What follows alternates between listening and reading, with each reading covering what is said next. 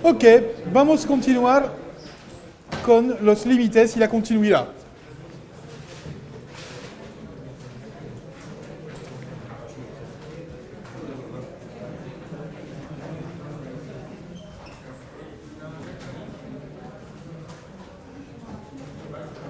Ok, la vez pasada vimos, ahora es una semana sobre los teoremas fundamentales sobre las funciones continuas. Y básicamente hay 2, 3 o 4 teoremas que hay que acordarse. Y vimos lunes el primer teorema, que es el teorema de los valores intermedios. Y vimos 2 sabores para expresar el teorema. La versión acá que es Bolzano. Bolzano dice que más o menos si yo tengo una función que comienza por debajo del eje X y que termina por encima del eje X, si la función es continua, necesariamente tiene que pasar por el eje X. ¿Ok? Entonces, es un truco que nos permite demostrar la existencia de ceros de funciones. ¿Ok? Es el teorema de Bolzano. Y entonces es Bolzano. Y después hay la versión más general, que solo es una traslación de Bolzano, que consiste en decir, ok, acá para enunciar el teorema yo no necesito que este sea negativo y este sea positivo. Yo puedo tomar una función cualquiera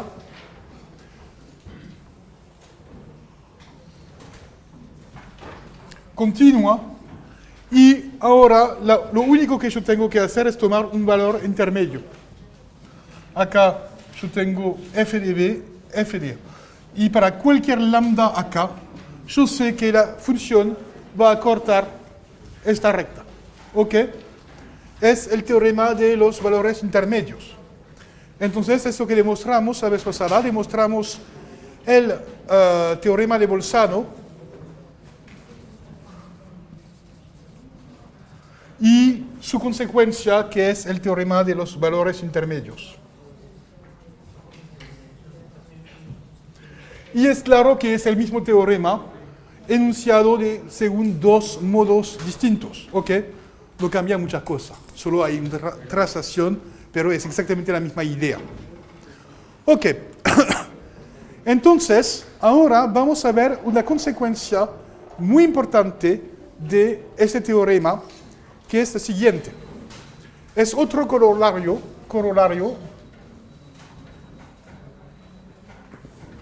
Si f es una función continua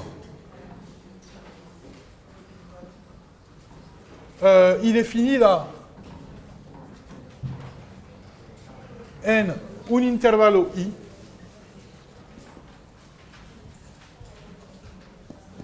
acá, de hecho, siempre considero funciones continuas definidas en un intervalo i. Si es continua y definida en un intervalo i, entonces su imagen es un intervalo.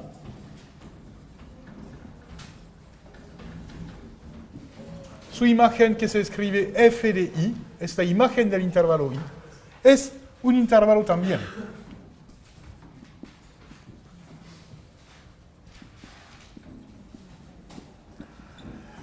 Es decir, por ejemplo, en la figura, ¿cuál sería el intervalo?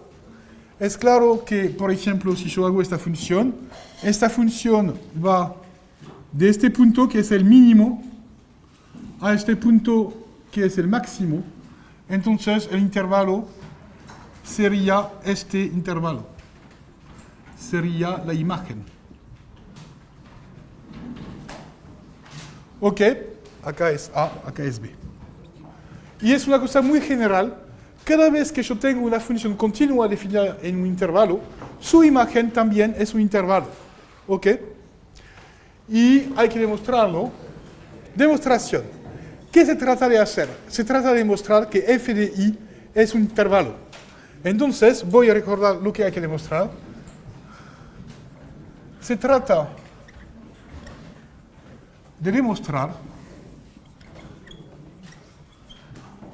que ¿Se acuerdan la propiedad que definía la noción de intervalo en general?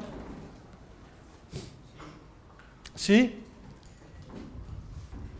Es la definición que dice que si yo tengo dos personas, dos tipos en mi conjunto, entonces cualquier tipo entre los dos tipos tiene que estar en el mismo conjunto. Y esto me define un intervalo. Entonces yo tengo que demostrar que para todo I1, I2, en la imagen, porque es este conjunto que yo quiero demostrar que es un intervalo. Y para todo I, en R, si I1 es menor que I2, esto tiene que implicar que I pertenece a la imagen. Esto es la frase que significa que f de I es un intervalo. ¿Ok? Ya vimos la definición de lo que era un intervalo. Era hace un mes, entonces para ustedes es la antigüedad, la edad antigua, pero... Ok, hay que demostrar esto. Entonces, sean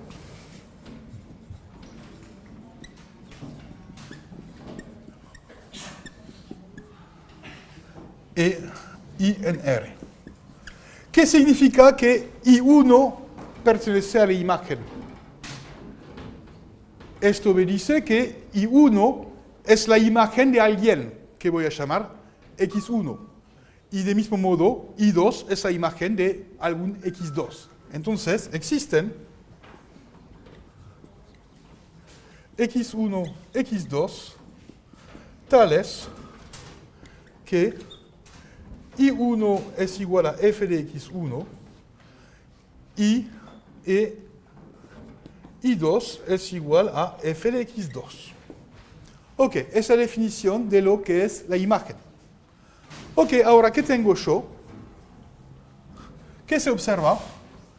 La función se observa que la función f restringida al intervalo x1, x2. El problema es que no sé en qué orden se encuentran x1 y x2. Entonces hay que distinguir dos casos, disculpa. Pero los casos serán muy similares. Entonces, se distinguen dos casos.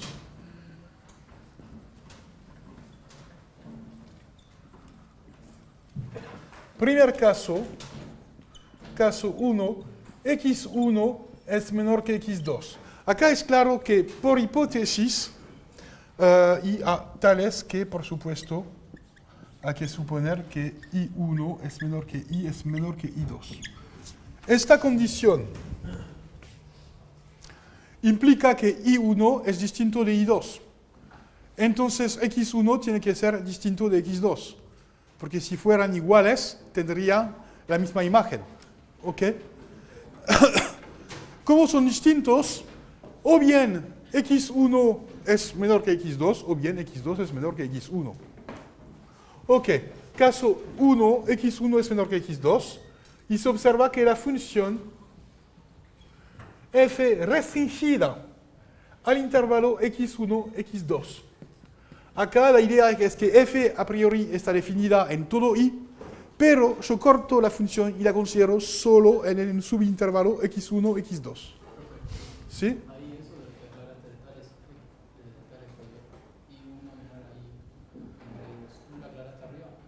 ¿Cómo? ¿Me equivoqué? No, o sea, hay posibles tales que I1 menor a I, menor a I2. Y I2, sí. ¿Qué pasa con los de arriba?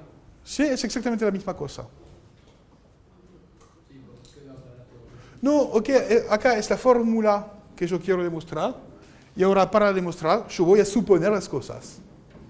Es decir, acá yo quiero demostrar esto, entonces yo tengo que considerar un I1, un I2, un I, y después suponer que esto se cumple.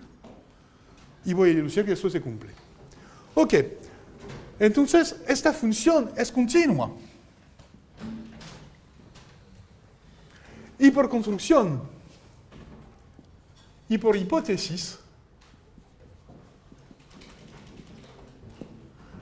tenemos que entre f de x1 esto es I1 y f de x2 esto es I2, tenemos un valor intermedio y es un valor intermedio, ¿no?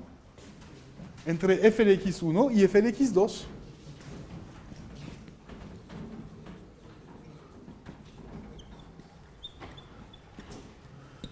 Luego, como y es un valor intermedio, tiene preimagen.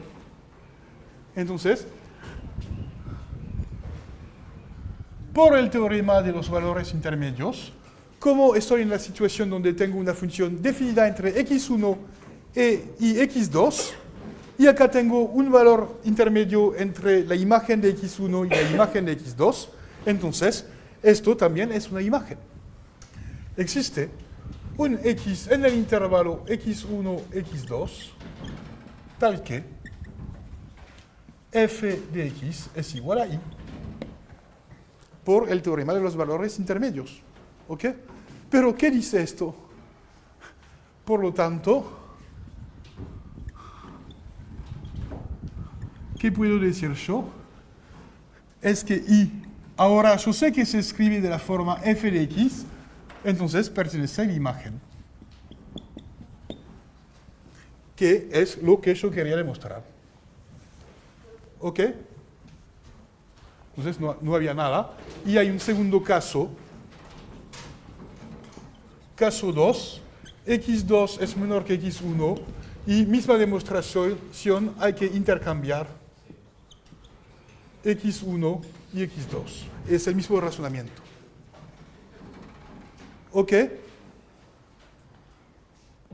Entonces no había nada que decir. Era súper fácil, sale directamente. Ahora sabemos, porque el teorema de los valores intermedios funciona para las funciones definidas en un intervalo cerrado. Pero este corolario funciona para las funciones definidas en cualquier tipo de intervalo.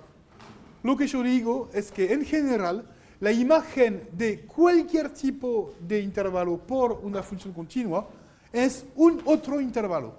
¿Ok? Y es algo que puede servir muy frecuentemente para conocer. Es decir, ¿qué es una cosa natural? La idea es que un intervalo es un conjunto de... Ahora voy a hablar un poquito de conexidad, sin definirla. La idea es que un intervalo de R es un subconjunto de R de una sola pieza. ¿Ok? Y si yo transformo algo que es de una sola pieza por una función que mantiene la continuidad, necesariamente su imagen tiene que ser de una sola pieza. Es un intervalo. ¿Ok?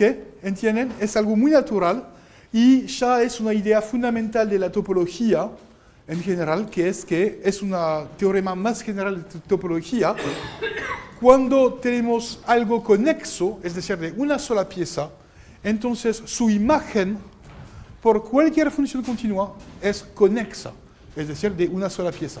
En R, los conjuntos conexos son exactamente los intervalos. No hay ni una diferencia. Entonces, pueden olvidar la palabra conexa y reemplazar por intervalo. ¿Ok? Pero es un fenómeno muy natural que dice que si yo quiero transformar algo en una sola pieza en algo que tiene dos piezas, hay que romper algo. Hay que romper la continuidad. ¿Ok? Y toda la topología tiene que ver con estas ideas, en general. Y acá vemos solo un poquito de topología en R. Ok, ahora hay que hacer una observación también. Cuidado. El tipo, ya vimos que hay muchos tipos de intervalos. Dije que la propiedad de ser un intervalo se preserva por aplicación continua, pero el tipo no se preserva en general.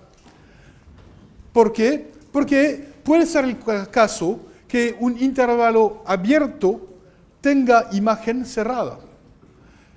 Puede ser el caso que un intervalo abierto puede tener imagen cerrada, semiabierta, infinita, finita, y tenemos todos los casos posibles.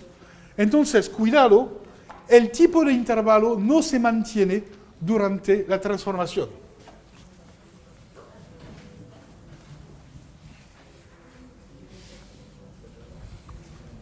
y voy a tomar contraejemplos.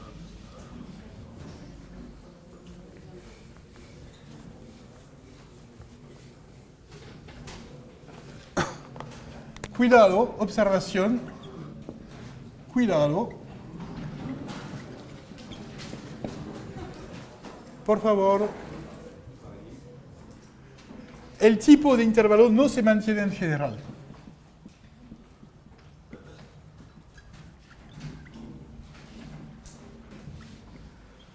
Hay una única excepción que vamos a ver hoy. Por ejemplo, es decir, yo puedo tener un intervalo abierto cuya imagen sea cerrada. Voy a dar un ejemplo. Yo voy a considerar este intervalo abierto. Acá es un intervalo abierto. Y ahora la idea es definir una función continua en este intervalo cuya imagen sea cerrada.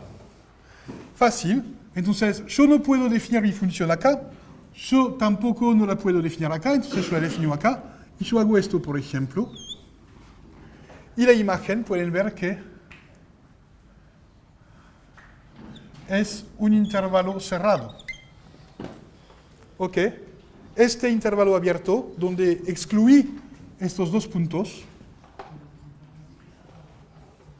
su imagen, la imagen de esta función, de este intervalo por la función, es este intervalo que es cerrado. ¿Ok? Y ejercicio, hacer todas las otras combinaciones. Mostrar que un intervalo cerrado puede ser, la imagen de un intervalo abierto puede ser abierto, semiabierto, tener una parte cerrada y otra parte infinita, y que se puede hacer todo. Por ejemplo, tienen una imagen, una idea de una función que sería definida en este intervalo y cuya imagen sería todo R. Por ejemplo, yo puedo hacer una función que acá tiende a menos infinito y acá tiende a más infinito.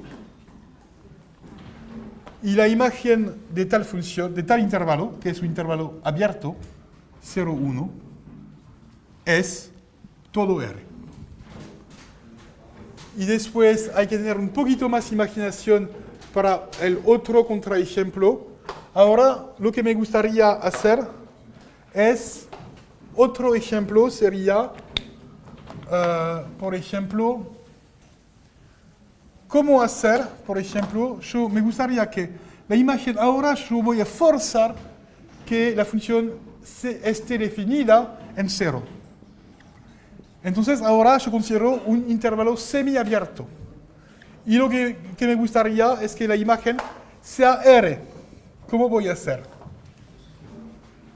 Acá mi problema es que como el intervalo es cerrado por la izquierda, yo tengo que dar un valor finito. No tengo ninguna otra opción. Se tratan de funciones continuas. ¿Ok? Entonces voy a poner un valor. Este, por ejemplo. ¿Y qué voy a hacer para obtener todo R? Porque si yo voy al infinito, voy a obtener la parte por la derecha, pero me va a faltar la parte por la izquierda. Exactamente, hay que oscilar. Exactamente, hay que oscilar. Etcétera. Y al infinito. Y acá no tendremos ningún problema para obtener todos los reales. ¿Ok? ¿Entienden la idea? Acá, entonces, la moraleja es que el tipo, entonces, la propiedad ser un intervalo se mantiene a través de transformación continua. Pero el tipo de intervalo no se mantiene. Hay una única excepción, que es los intervalos cerrados se mantienen. Y es lo que se llama el teorema de Weierstrass. Vamos a ver que los intervalos cerrados se mantienen. Es la única excepción. Entonces, excepción.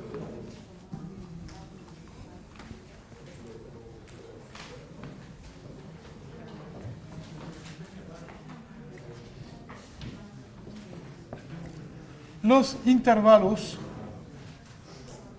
cerrados se mantienen. Es decir, que si yo tomo un intervalo cerrado AB, su imagen es de la forma CD. Y no tengo ninguna otra opción posible. Y es lo que vamos a mostrar hoy. Y es un resultado que la gente antigua que cursó cálculo 1 desde el milenio pasado ya sabe, se llama el teorema de Weierstrass. Quizás que no lo vieron de esta forma, pero el teorema de Weierstrass, de modo abstracto, dice nada más que esto. El teorema de Weierstrass que conocen dice que toda función continua definida en un intervalo cerrado tiene mínimo y máximo absoluto. Es exactamente lo mismo que decir que su imagen es un intervalo cerrado. Es equivalente, ejercicio. Pero ahora voy a bajar en la tierra y voy a usar el enunciado usual. Pero es así que yo lo entiendo, de modo abstracto. Se mantiene la propiedad de ser un intervalo cerrado. Ok, ahora es el tema de hoy. Extremos absolutos. Vamos a hablar de extremos absolutos.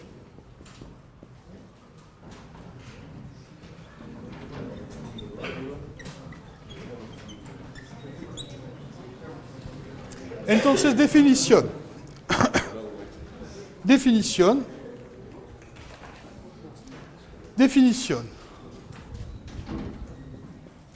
Sea f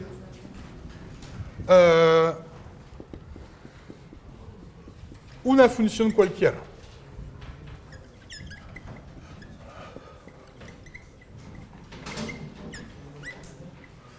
Y cuidado, cuando yo digo cualquiera, puede ser la función de Dirichlet.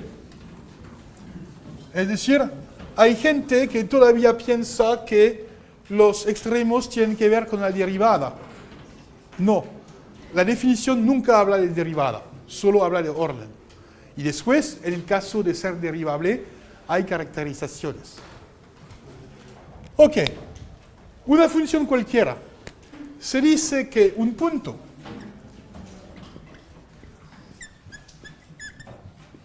y acá la terminología es un poquito torpe y acá no es debido al idioma porque es lo mismo en francés y en inglés. Entonces voy a cuidar. Un punto normalmente es un punto de la gráfica.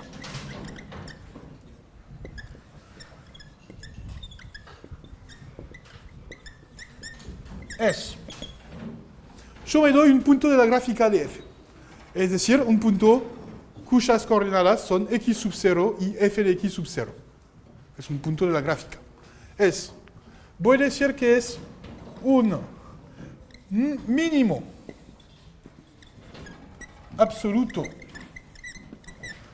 de f si f de x sub 0 es menor que todos los otros f de x.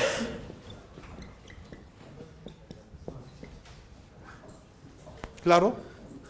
Es un mínimo absoluto. Un máximo absoluto de f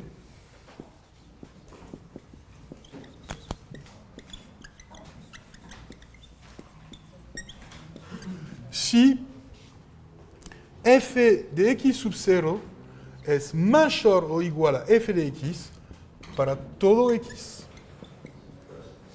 Cuidado, un mínimo y un máximo absoluto son puntos del plano. Tienen dos coordenadas.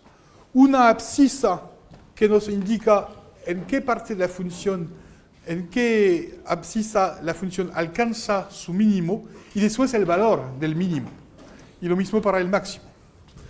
Y un extremo absoluto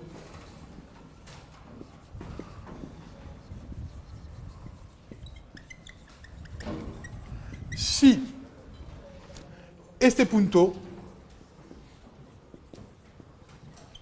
es un mínimo absoluto o un máximo absoluto.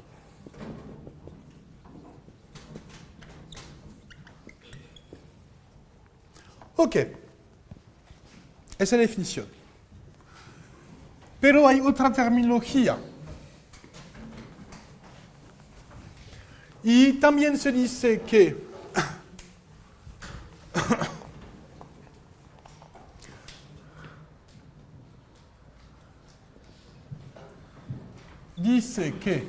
ahora yo definí la noción de mínimo absoluto, máximo absoluto y extremo absoluto como puntos del plano. Pero también se dice que f tiene,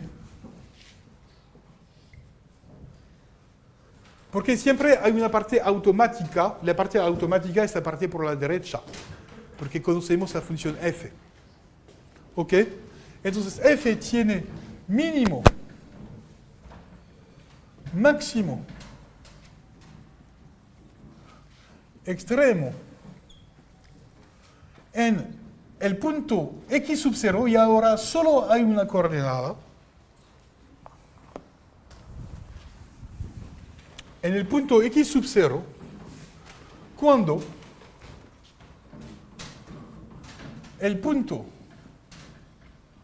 de dos coordenadas x sub 0, f de x sub 0, es un mínimo, máximo, extremo, absoluto de f. Y acá olvidé absoluto. Ok, entonces hay dos terminologías. O bien se dice que un mínimo, un máximo absoluto es un punto con dos coordenadas, es un punto de la gráfica. O bien se dice que este mínimo máximo existe en un punto del intervalo. Y la razón es que es suficiente conocer x sub 0 porque si tenemos la función se puede calcular la coordenada que falta. Pero nunca se dice que x sub 0 es un mínimo. Porque x sub 0 es un punto del intervalo. No es un objeto del mundo vertical. La noción de mínimo y máximo acá es una cosa que viene en la parte vertical de la función. Entonces no se dice que x sub 0 es un mínimo. A veces, por abuso se dice, pero está mal. Es decir, Dios casi mata a un gatito cada vez que usan la expresión x sub 0 es un mínimo. Pero lo que se puede decir es que la función tiene mínimo máximo en x sub 0. ¿Ok? O bien la función alcanza a un extremo en x sub 0. Eso se puede decir. ¿Ok? Entonces, y yo estoy casi convencido que voy a matar un montón de gatitos hoy. Pero voy a evitar. Ok, entonces, por supuesto, una función puede tener 0, mínimo absoluto, 1, múltiples. Esto depende de la forma de la función en general. Acá no supuse que la función era continua. La noción de extremo, mínimo, máximo absoluto tiene sentido para cada tipo de función. Por ejemplo, no sé, yo puedo hacer una función entre estos dos valores. Y ahora yo hago esta función que hace esto y después se rompe. Después se vuelve acá. Después se va acá. Y acá se va acá. Y después, no, se va acá y se rompe. Y parte de vuelta acá y termina acá. Ok, es una función. Acá tenemos dos máximos absolutos y dos mínimos absolutos. Acá máximo absoluto, máximo absoluto. Y acá mínimo absoluto y mínimo absoluto. ¿Ok? Y por supuesto hay otras funciones donde no hay ni mínimo absoluto ni máximo absoluto. Por ejemplo, incluso cuando la función está definida en un intervalo cerrado, por ejemplo, yo puedo tomar esta función. Es una función que parte de acá, que va acá, que se interrumpe acá, que toma este valor y después que va acá. Función discontinua, no tiene ni mínimo ni máximo, porque el buen candidato para ser el máximo sería este punto, pero que no existe, no está en la gráfica, y lo mismo para este punto. ¿Ok? Entonces, cuidado, cuando digo que existe, es siempre para las funciones continuas. Acá tomé una función discontinua. ¿Claro? Acá hay dos niveles que hay que acordarse. La definición general de mínimo absoluto, máximo absoluto, que no tiene nada que ver con la continuidad. ¿Qué es una definición? Que tiene sentido para cualquier función. Por ejemplo, ¿cuál es la función más complicada que conocemos? Más discontinua. ¿Cuál es esta función? Dirichlet. ¿Tiene mínimo absoluto o no? Sí, de hecho, todos los puntos donde alcanza el valor cero, es decir, todos los irracionales, tienen mínimo absoluto. Y tiene máximo absoluto en todos los racionales. Entonces, es una función discontinua en la cual todos los puntos son extremos. Todos los puntos de la gráfica son extremos. Entonces, no hay que decirme que la noción de mínimo y de extremo tiene que ver con la continuidad. Porque la función más discontinua que conocemos es la que tiene la cantidad más grande de extremos. ¿Ok? Y hay otras funciones discontinuas que no tienen ni un extremo. ¿Ok? Entonces hay que entender, primera cosa, la definición. Y después hay que demostrar que cuando la función es continua y cuando está definida en un intervalo cerrado, entonces tiene mínimo y máximo, que es el segundo tiempo. Ok, entonces es muy importante clasificar la información porque en el semestre anterior yo vi en un montón de exámenes, el problema era definir la noción de máximo absoluto y de extremo absoluto y hubo más de la mitad de la gente que me habló de derivada. La noción de mínimo y de máximo absoluto y relativo solo hablan de orden. La cosa con la derivada es una caracterización en el caso donde la función es derivable. Pero estas nociones tienen sentido para todas las funciones. ¿Ok? Hay otra observación que hay que hacer.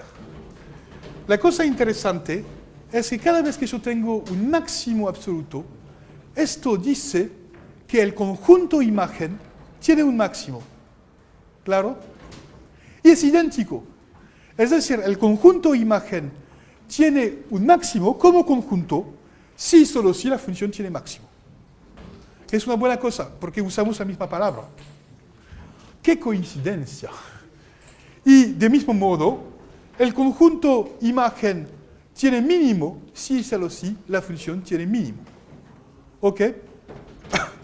Ahora, lo que me gustaría hacer es demostrar que toda función continua definida en un intervalo de la forma AB, cerrado, yo quiero demostrar que necesariamente si es continua, entonces tiene un mínimo, al menos un mínimo y al menos un máximo. ¿Ok? Y esto es difícil porque en los apuntes anteriores tenía una demostración con sucesiones y como ahora desaparecieron las sucesiones, vamos a ver la nueva demostración que preparé en la noche hoy. Ok, nueva demostración, pero antes vamos a demostrar una propiedad.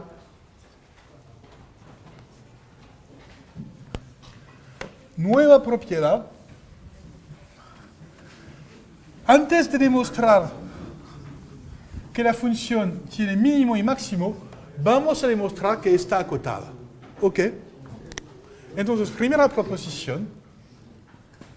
Si f es una función continua definida en un intervalo cerrado,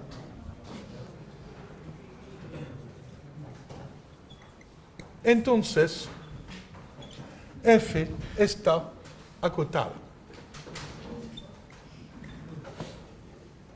Primera proposición que va a preparar el teorema. Ok. Entonces, vamos a hacer la demostración. ¿Entienden la idea? Si yo tengo una función definida. Acá, ¿cuáles son las hipótesis importantes? ¿Esto funciona si la función no es continua? No, en general, si la función es discontinua, yo puedo hacer cualquier cosa y porque yo puedo romper la función como yo quiera. Entonces, yo puedo hacer cosas que se van al infinito entre A y B. Y es importante que el intervalo esté cerrado también, porque si la función, por ejemplo, si el intervalo es R, yo puedo tomar la identidad que no está acotada. ¿Ok? Entonces acá las dos condiciones son muy importantes, entonces tenemos que usar ambas. Demostración, vamos a considerar un conjunto particular, sea, voy a considerar el siguiente conjunto. Es el conjunto de los X, o de los C, voy a escribir, acá escribí C. C en el intervalo AB, tal es que F está acotada en el intervalo A a C. Es decir, para demostrar que la función está acotada en todo AB, voy a comenzar por identificar los subintervalos por la izquierda donde está acotada. ¿Ok? ¿Entienden? La idea es que yo quiero demostrar que la función está acotada en ese intervalo. Y como es una cosa difícil, voy a cortar en un punto C y solo en un primer tiempo solo voy a estudiar lo que pasa acá.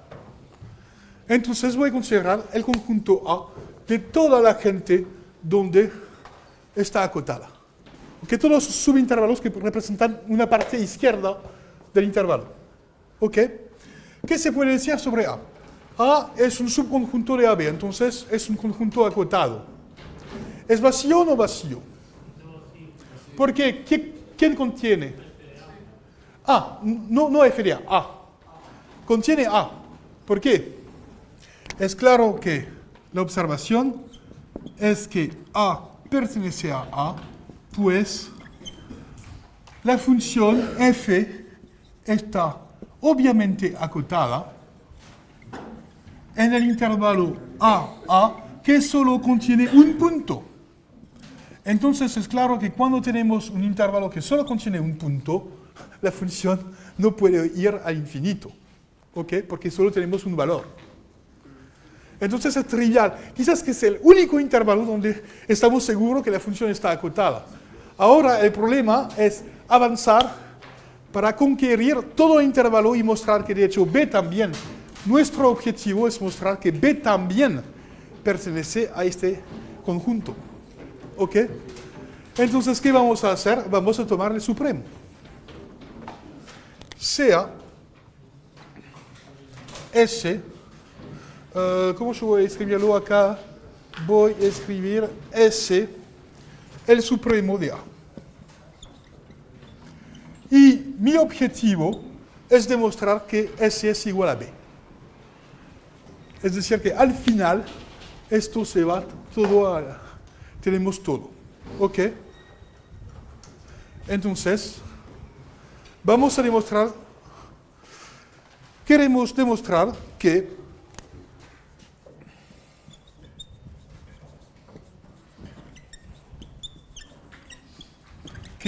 S es igual a B y que también pertenece a A.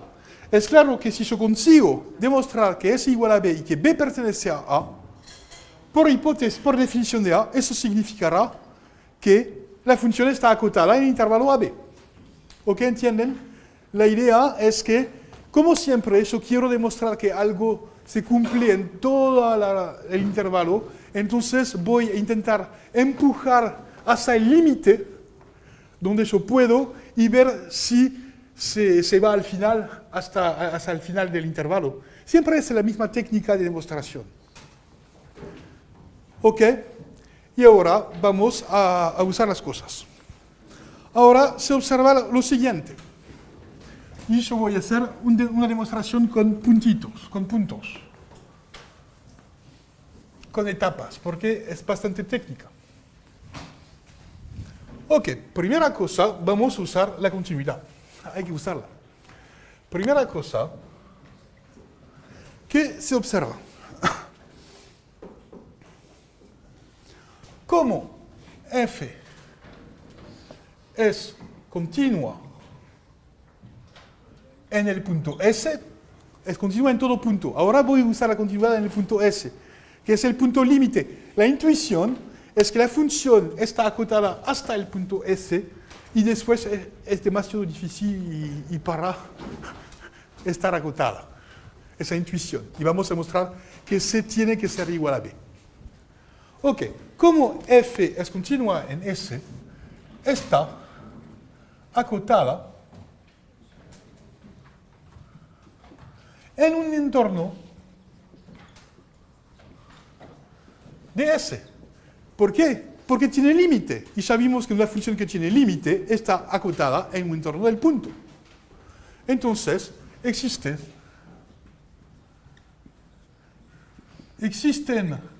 un radio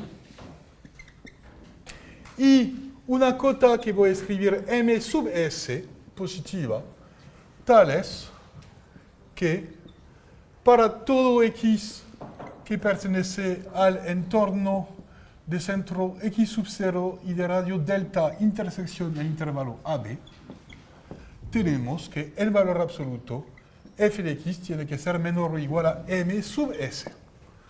Es la primera cosa. Acá usé la propiedad de límite, usé que f tiene límite en el punto S, como es continua tiene límite, y cuando una función tiene límite está localmente acotada. Ok, ahora la idea es que S es un supremo. Yo puedo aproximar mi supremo a menos de epsilon y voy a usar delta. ¿Ok? ¿Sí? S es el supremo de A. M sub S es el mismo acá y acá. Esta escritura que... Es una cota. Es una cota. Es exactamente la definición de estar localmente acotado. Es decir, existe una cota en valor absoluto. Cuando yo digo acotada es en valor absoluto, es decir, acotación inferior y superior. Y acá yo digo solo funciona en este entorno. Ok, ahora, como S es el supremo de A, existe una aproximación a menos de delta. Es decir, existe un elemento de A, existe un elemento que yo voy a llamar, ¿cómo voy a llamarlo? C. C en A, tal que acá tengo S, C puede ser igual al supremo y tener que ser mayor que S menos delta. Es una aproximación a menos de delta.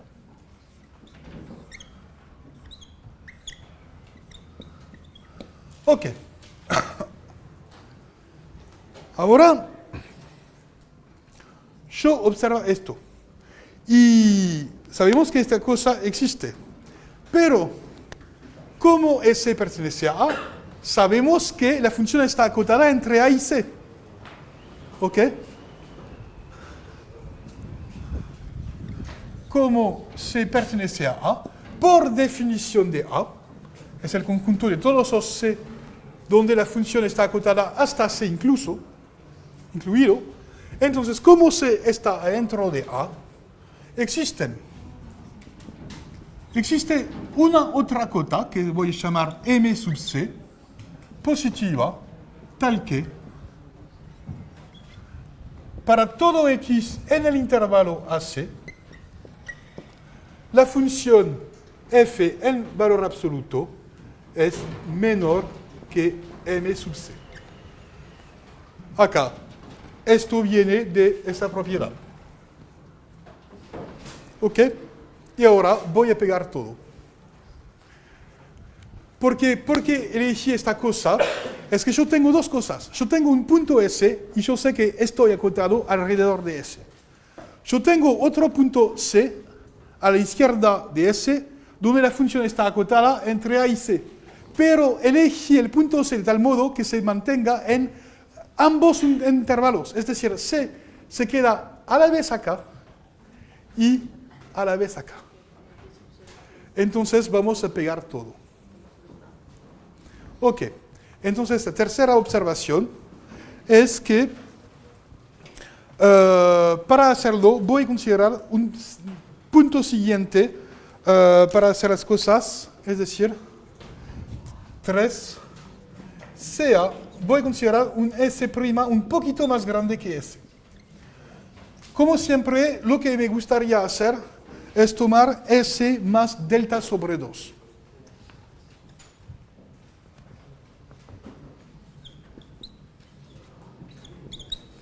Es lo que me gustaría tomar.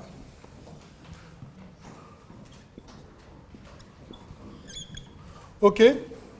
Es lo que yo me gustaría tomar. El problema es, ¿cuál es el problema con S más delta sobre 2? Quizás que se va a superar B. Siempre es el problema. Entonces hay que truncar.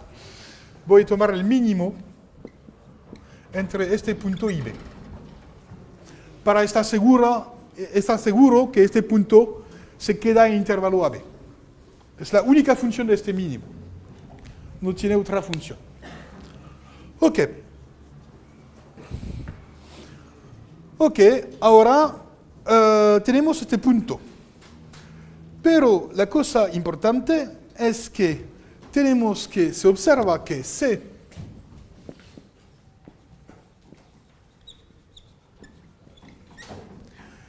pertenece al buen intervalo. ¿Por qué? C es un punto que tiene una distancia menor que delta a S. Entonces este punto C se queda acá y es un punto de AB también. ¿Ok? Entonces está adentro de esa cosa. Pero S' también.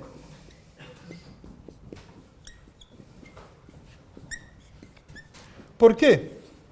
Porque la distancia entre S y S', a veces escribo mi S así y... Ok. Es menor que delta sobre 2. ¿Claro? Quizás que esto o quizás que es esto si la distancia es menor.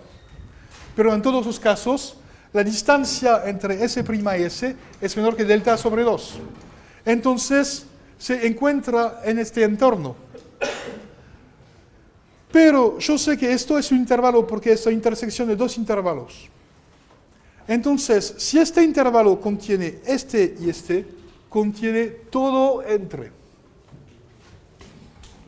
Luego, yo sé que el intervalo C, S', está incluido en esta cosa.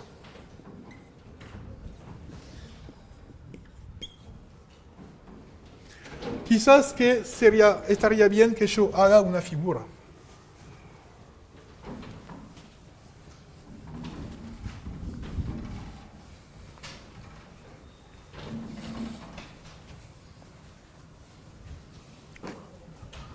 Ok. Tengo mi intervalo. La idea es que calcule la cota superior S, donde yo sé que para todo intervalo más pequeño, la función está acotada. Y después, no sé lo que pasa. Como S, la función es continua en S, yo aseguré un pequeño intervalo de tamaño delta, donde yo sé que la función está acotada en esta cosa. Ahora definí un punto C claramente adentro de A y además en este intervalo. Y definí el punto S' que está más o menos acá. Entonces yo sé que este intervalo está en mi zona de seguridad donde yo sé acotar la función. ¿Ok? Ok, acá es un delta, acá es un delta. Delta y acá es el punto S. ¿Ok? Entonces, yo sé que en este intervalo la función está acotada.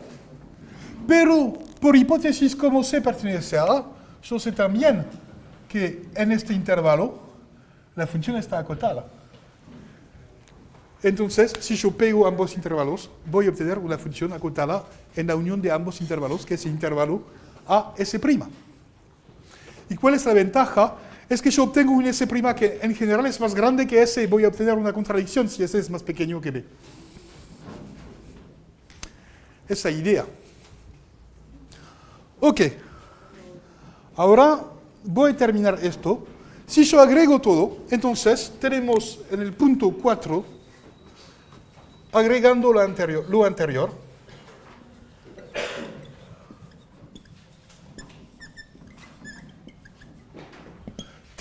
demostramos que para todo x en el intervalo que ahora vale a hasta S', yo sé que el valor, y acá es un intervalo dentro de AB, no tengo que intersectar, yo sé que el valor absoluto, f de x, es menor, en esta parte es menor que m sub c, y en esta parte es menor que m sub s. Entonces es menor que el máximo de ambos.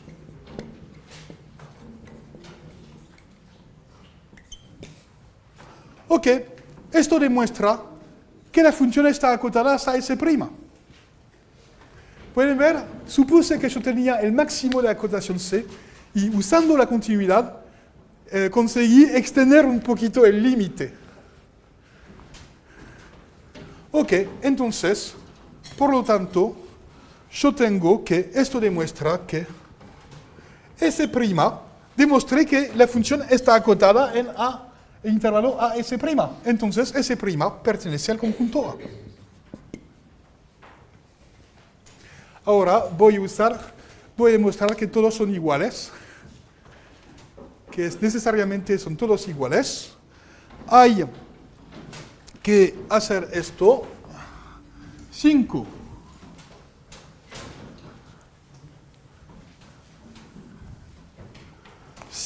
Quinta observación. Pueden ver que todo esto es una investigación policial para demostrar, todo el objetivo es demostrar que S es igual a B y que pertenece a B. Entonces hice una figura falsa donde supuse que S estaba antes de B. Ok, 5. Lo que se puede observar es que como S' pertenece a A, tenemos que S' es menor o igual a S, porque es el supremo. Pero también por construcción, esta fórmula es un número que es mayor que S, porque este número es mayor o igual a S, y B es mayor o igual a S. Como este número S más delta sobre 2 es mayor o igual a S, y como B es mayor o igual a S, tenemos que S' que es igual al mínimo de ambos, S más delta sobre 2 y de B, es mayor o igual a C de S. ¿Ok? Si yo tengo dos números que son mayores o iguales a S, si yo tomo el mínimo también será mayor o igual a S. ¿Qué se puede concluir acá? S es igual a S'. Ajá. ¿Qué pasó? S es igual a S'. Pero esto implica, ¿cuál es S'? Es o bien este número, o bien este número. ¿Puede ser el primer número? No, porque es igual a S. Entonces, es claro que S' no puede ser igual a S más delta sobre 2. Porque si no, yo tendría que delta sobre 2 igual a 0. Es imposible porque delta es positivo. Entonces, este número no puede ser, S' no puede ser igual a este número, porque ahora sabemos que es igual a S. Luego, sabemos que S' es igual a B, pero también es igual, lo demostramos, a S. Ah, pero ya sabemos que S' pertenece a A. Entonces, esto pertenece a A y demostré que B pertenece a A. Es decir, al final, hice una figura falsa porque la figura real era la siguiente, pero era para razonar, para entender lo que pasaba. La figura real, única figura posible era la siguiente. Había A y había B igual a S, igual a S', y acá había el punto C. Hice todo esto para demostrar al final que B pertenecía a A. Entonces, la conclusión es que B pertenece a A. 6. Conclusión. B pertenece a A. Y B pertenece a A por definición de A. Esto me dice que la función está acotada entre A y B. ¿Pueden ver? Es una investigación policial. Ok. Mi nombre real es Sherlock Holmes. Ok. Entonces B era culpable. Podemos guillotinarlo. Ok. Ahora sabemos que la función está acotada. Pueden ver que una demostración matemática es una investigación policial. Es decir, tenemos evidencias y hay que pegar todo en buen orden para obtener al final el resultado que queremos. Ok. Ahora tenemos una observación. La observación es que ahora, como la función está acotada, se pueden definir el supremo y el ínfimo. ¿Claro? Ahora tenemos un sentido, tenemos el derecho a hablar del supremo de la función y del ínfimo de la función. Porque es un conjunto imagen, es un conjunto no vacío y acotado, entonces tiene ínfimo y supremo. Ahora, ¿qué me queda hacer? Lo que me queda hacer para demostrar el teorema de Weierstrass es demostrar que el supremo y el ínfimo están alcanzados por la función. Y es todo. Ahora vamos a demostrar Weierstrass. Entonces acá es una nueva demostración. Demostración libre de sucesiones. Es el ejercicio cuando yo preparo esta nueva edición del curso, es eliminar todas las sucesiones de las demostraciones. Es una demostración libre de sucesión. Pueden comparar con la demostración de los apuntes, no tiene nada que ver. Pero es interesante porque esto muestra que para los teoremas famosos hay un montón de demostraciones posibles. Cada vez es un método de investigación distinto. Ok, ahora vamos a demostrar el teorema de Weierstrass. Teorema Weierstrass.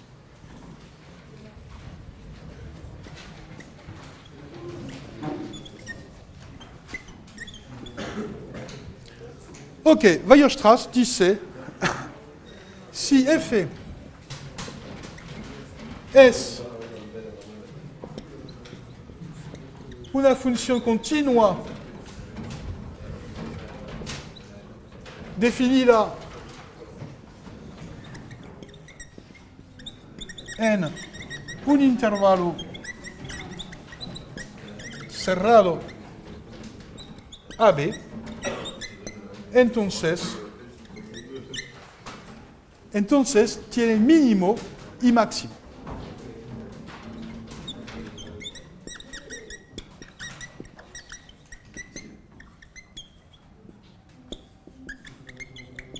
Ok, es decir, existen dos puntos x sub 0 y x sub 1 en el intervalo, tales que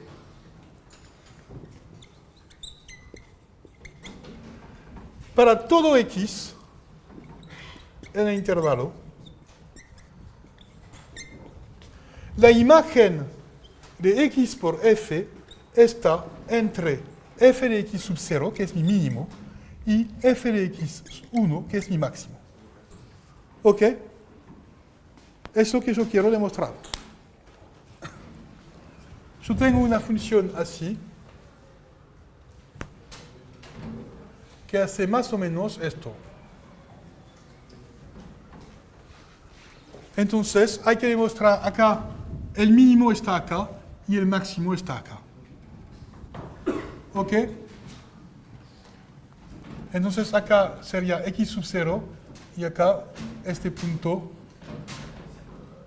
x sub 0 y este punto x sub 1, ¿no? ¿Es claro? Entonces lo que yo quiero hacer es demostrar la existencia de x sub 0 y de x sub 1.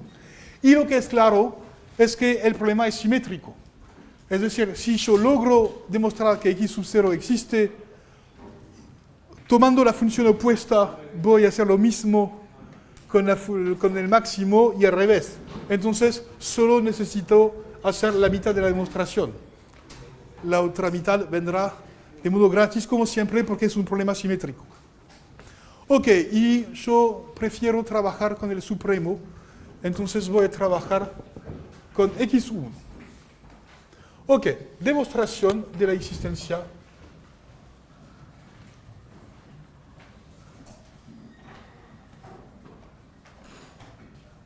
de x sub 1. Voy a demostrar que x sub 1 existe. Ahora, ¿cuál es mi problema? Yo puedo usar mi proposición anterior, porque ahora yo sé que mi función está acotada. Entonces tiene un supremo. ¿Cómo f está acotada? Por la proposición anterior. Se pueden definir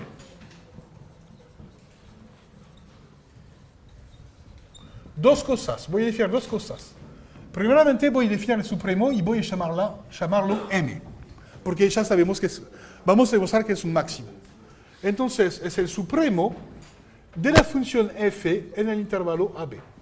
Y esta cosa existe gracias a la proposición anterior. Y vamos a hacer más. Lo que voy a hacer es que voy a construir una función que calcula incrementalmente el supremo. Es decir, una función g del intervalo AB a R que a todo x me asocia g de x definido por el supremo de f entre a y x.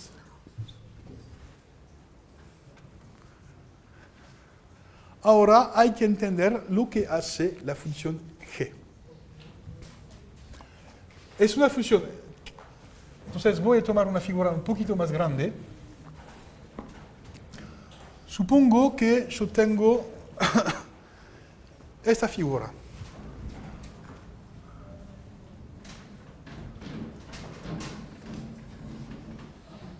Ok. Por ejemplo, no sé. Voy a hacer una cosa un poquito más redonda. Ok, entonces este es este punto que me interesa. ¿Qué hace g? G me calcula el supremo de la función entre a y el punto considerado. Entonces, ¿cuál es el supremo de f entre a y a? Ah, no es a. F de a. Entonces es este punto. Acá, ¿qué pasa acá? En este punto, ¿cuál sería el supremo entre a y este punto? Sería el mismo punto. Entonces, hasta acá, como la función es creciente, las funciones f y g coinciden. Pero ¿qué pasa acá? Si yo continúo, acá el supremo será este, entonces se va a mantener constante. Es un truco para memorizar el supremo local, es acumular todos los supremos. ¿Pueden ver lo que pasa? Entonces la función g ahora es constante. ¿Qué pasa cuando alcanza este punto? Continúa a subir. ¿Y qué pasa acá? Y esa era constante. Ok, ahora yo puedo sacar esta función en puntitos.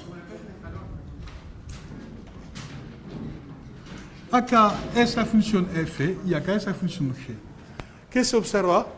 Es una función monótona creciente. Es decir, transformé una función cualquiera en una función monótona creciente. Gracias a este truco. Ok, entonces por construcción,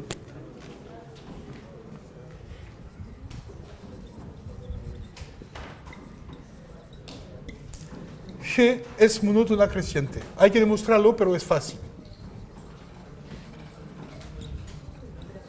¿Cuál es el valor de G de A? Es igual a ¿qué? A F de A. Al comienzo, G coincide con A. Y al final, ¿cuál es el valor de G de B? Es el supremo que escribí, M. Ok, ¿cuál es el truco? Voy a considerar todos los puntos que me dan el supremo y voy a tomar el último. Es el truco. Ok, entonces sea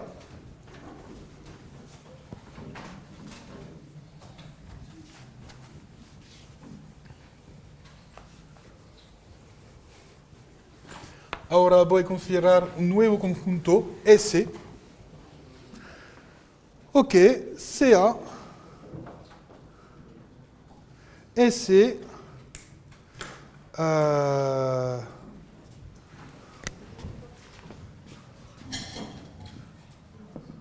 S es el conjunto de todos los puntos X del intervalo AB que tienen imagen igual a M por la función G. Es decir, S acá sería este conjunto, ¿no? Más o menos. Es decir, el punto a partir del cual la función alcanza M. ¿Ok? Y todos los puntos después. Es la definición de S. ¿Qué se puede observar sobre S? Se puede observar un montón de cosas. La primera cosa es que S no es vacío. ¿Claro? ¿Quién pertenece a S? El punto B. Porque ya sabemos que G de B es igual al supremo. Entonces, y por supuesto, S es un subconjunto del intervalo, entonces está acotado. Como siempre, tiene supremo, pero no vamos a considerar el supremo porque no es interesante. Ahora vamos a considerar el ínfimo. Entonces, tiene ínfimo.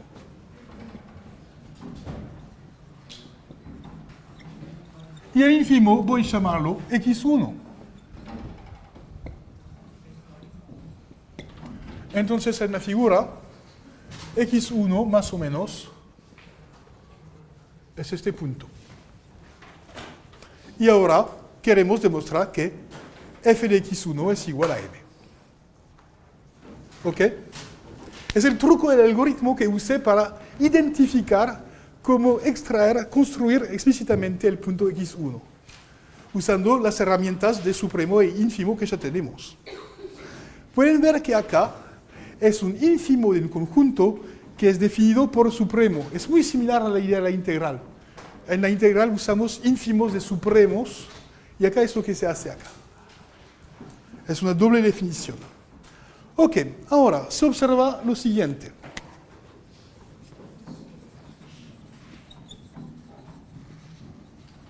Primera cosa que es idiota es que si x es un punto menor que x1, es claro que si x es menor que x1, es menor que el ínfimo, entonces no está en S.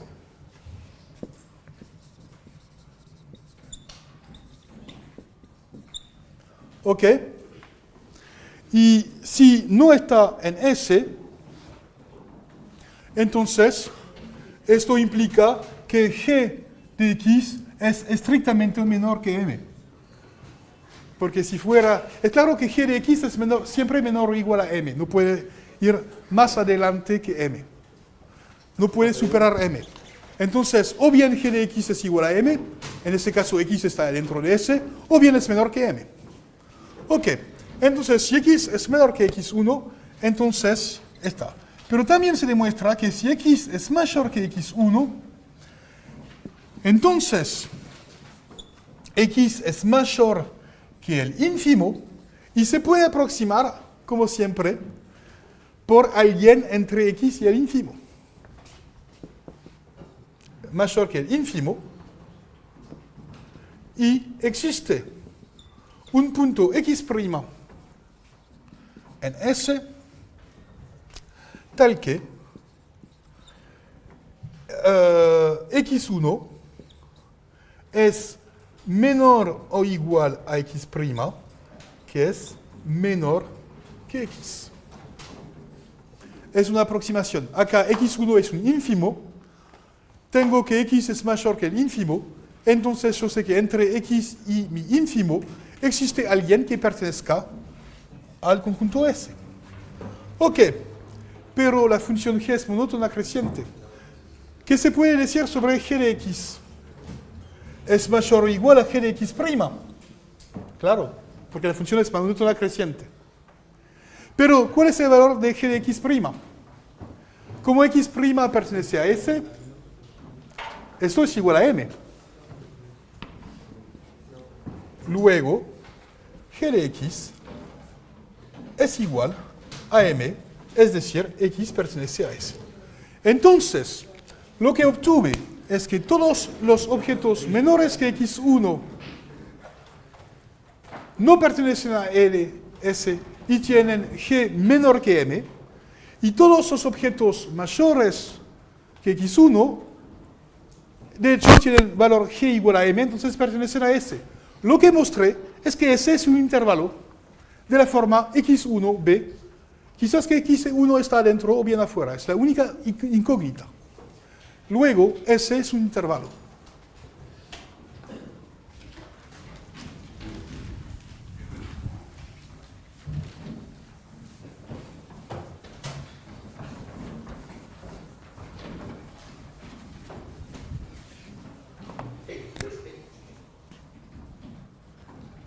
El conjunto S igual, el conjunto o bien S es de esta forma, x1 hasta b, o bien S es la forma x1 hasta b.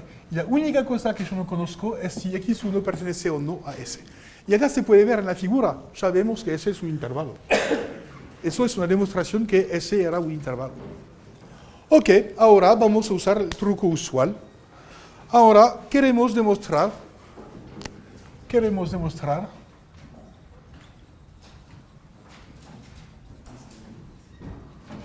que f de x1 es igual a m. Es lo que queremos demostrar. Lo que se puede mirar acá. Es claro que f de x1 es igual a m. Entonces, por el absurdo, voy a suponer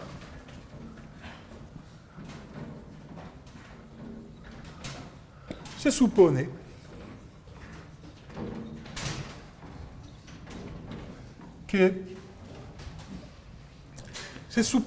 que f de x1 es menor que m. Voy a hacer una demostración por el absurdo. Voy a suponer que es menor que m. Ok, ahora voy a usar el truco usual, voy a usar la continuidad en este punto.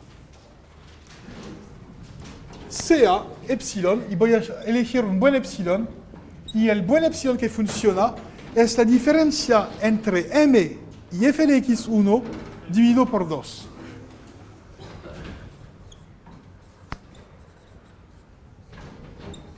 Y eso es una cosa positiva, porque m es más grande que f de x1 por hipótesis.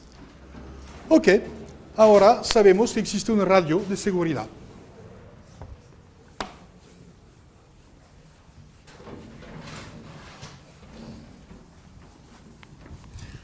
Y entonces existe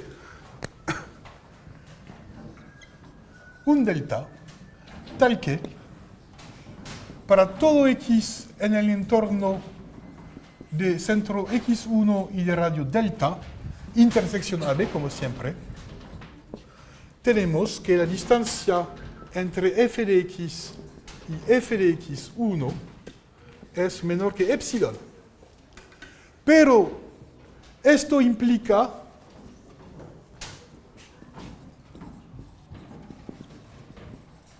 porque acá voy a justificar por qué elegí este epsilon. Esto implica en particular que f de x es menor que f de x1 más epsilon, ¿no? ¿Es claro? Esto dice que f de x está entre f de x1 menos epsilon y f de x1 más epsilon. Entonces es menor que f de x1 más epsilon.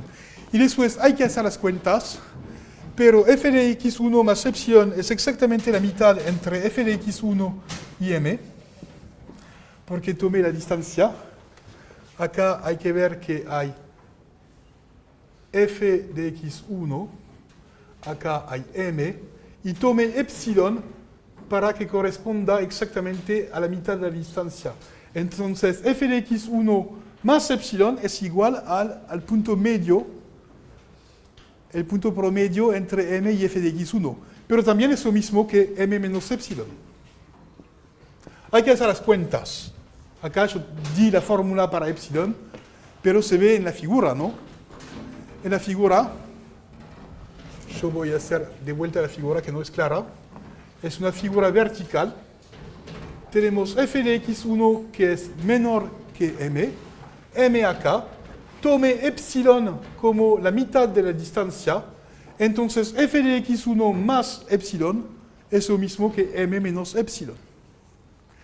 Esto demuestra que f de x es menor o igual a m menos epsilon, es decir, es estrictamente menor que m.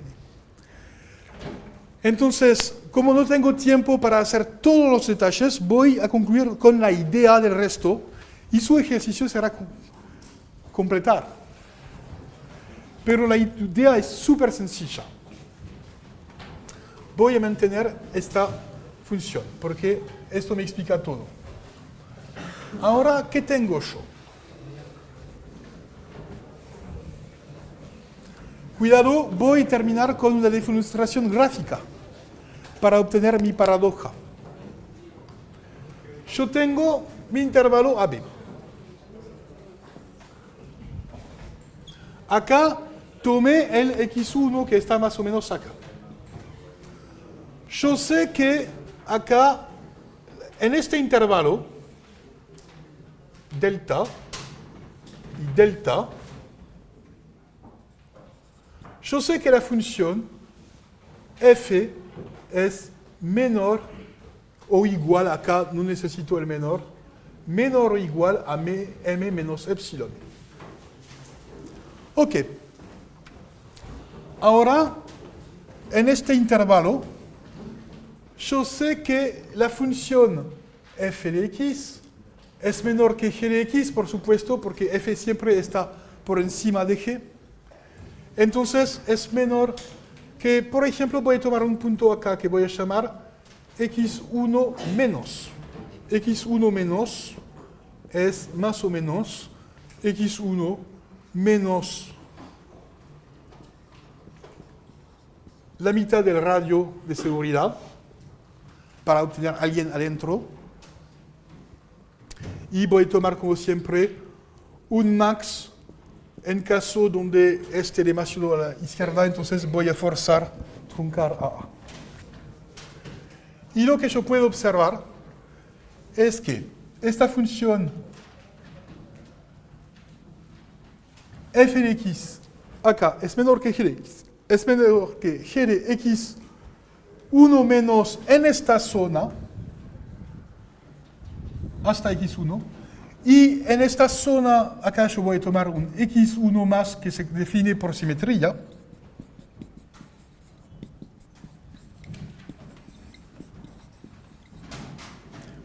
Yo sé que la función es estrictamente menor que m acá, g. Yo sé que en esta parte es menor a m menos epsilon. Esto me va a demostrar que g de x1 más, que es el supremo de f en toda esta zona, es menor o igual al máximo de la primera zona